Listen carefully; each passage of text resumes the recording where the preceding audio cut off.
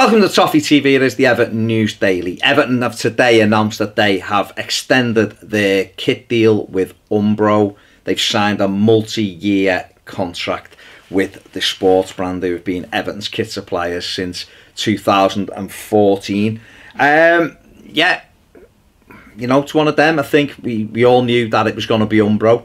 I think some people had held out hope that it'd be Nike or Adidas or Under Armour, but it was always going to be Umbro, if truth be known. Everton have also announced, or the Echo rather, have announced that Everton will not wear the kit in the last home game of the season, the new kit in the last home game of the season against Burnley. This is something they did last season. They wore it against Southampton, because I remember buying it for my lad, and he wore it on the day. And I think that feels a little bit like a step back to me.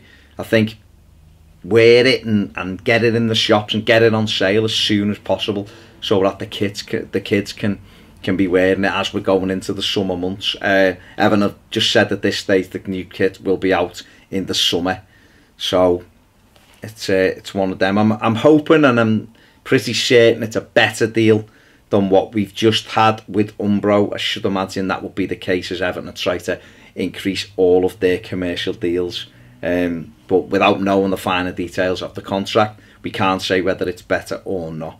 Marco Silva has given his pre-match press conference ahead of Saturday's trip to West Ham United. He spoke about Yerry Mina, said he was seen disappointed with Colombia, said that Everton had warned Colombia that Mina had only just got back to full fitness, and so therefore to play him twice in 3 days wasn't helpful. And obviously Mina suffered a hamstring injury, and Marco Silva said it's bad for him and it's bad for the club that he's now out. A journalist there asked him if it meant Mina was out for the season. He said no, but you're probably looking 3 or 4 weeks, so he may be back for that Burnley game, second to last game or something like that. But disappointing, because it's been a stop-start season for Mina, and frustrating really. You know, he came in injured, took a while to get going, got in the team, then was out the team, got injured, got back in, and it's been like that. And this is just the latest setback. It's been very, very disappointing since his move from Barcelona.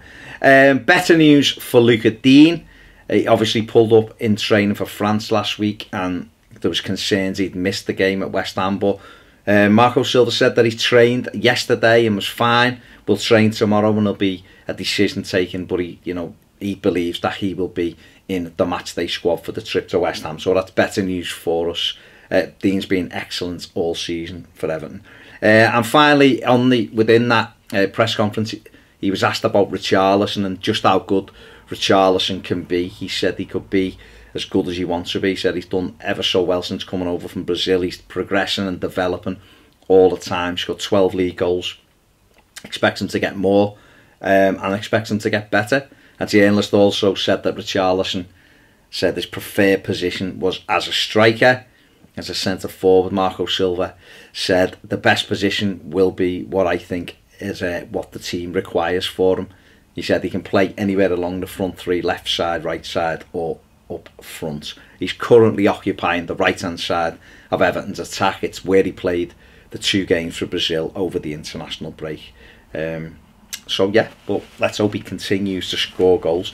Kevin Morales will apparently ask Everton to lower their asking price for him. He is currently on loan at Fiorentina. He wants to stay at Fiorentina. He's made that quite clear. Apparently sources from Fiorentina say that they think 7 million is too much for him. And Morales is apparently going to ask Everton to reduce that asking price. I think Everton probably would, just to get him off the wage bill. You know, he's not going to play any part in Marco Silva's team going forward. And if we can get him off the wage bill and get 3 or 4 million in for him maybe in the summer, then I think that suits everybody all round. And finally, Tim Cahill has announced that he will retire when his contract finishes with his Indian club later this month. I love Tim Cahill, I don't mind saying it. He gave us loads of happy memories during his 7-year stint at Everton. Scored 56 goals for the Blues. I think most Evertonians, if not all Evertonians, love him. He was a big game player. He turned up all the time, scored in a lot of big games for us, and I for one hope that he's got some role to play in the club going forward, whether that be as a coach in the future, I don't know, but certainly if not, as an ambassador maybe in North America or Australia or whatever. I think he's got a house in New York. I think that's where he's going to live. And so maybe he could be Everton's North American ambassador or one of them.